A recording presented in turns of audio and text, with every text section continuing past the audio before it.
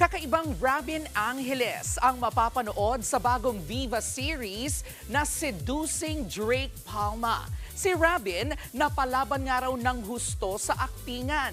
Nasa frontline ng balitang yan, si News 5 digital producer Von Vilinario. Yung boyfriend si Drake Palma. Unbothered, masungit. Ganyan ang vibe ng bagong Robin Angeles sa upcoming Wattpad adaptation na Seducing Drake Palma. Sa ilang mga eksena pa lang daw, napalaban na sa aktingan si Robin. Ngayon lang ako umiyak ng ganun kasakit. Ay, wow. May scene ako na ganun. Ipinakilala na rin ang mga makakasama ni Robin sa bagong Viva series. Kabilang dyan sina Angela Muji, Rafa Victorino, Sarah Jo, G80 member Ethan David at ang kapatid star na si Dylan Minor.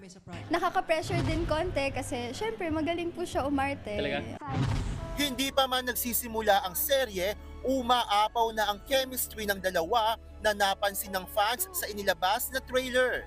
Si kapatid star Dylan Minor naman, excited na sa kanyang first series sa Viva. Since pinsan ako ni Drake, medyo may konting tension. Eventually, nagkagusto ko kay Alice. Ayan na yun, so kaabang-abang yun. Mapapanood na ang Seducing Drake Palma sa June 15 sa Viva 1. Grateful din ang aktor sa mainit na suportang nakukuha ng Ang Mutya ng Section E na napapanood sa primetime premiera ng TV5. Patuloy pa rin po ako nagpapasalamat sa lahat na sumusuporta sa amin. Simula sa Mutya, hindi nyo kami iniwan. Nagbabalita mula sa frontline, Von Belinario, News 5.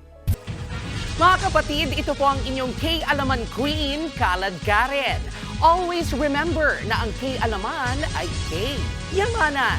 Kaya para sa latest showbiz news at dagdag impormasyon, mag-follow at mag-subscribe sa social media pages ng News 5. K? Okay.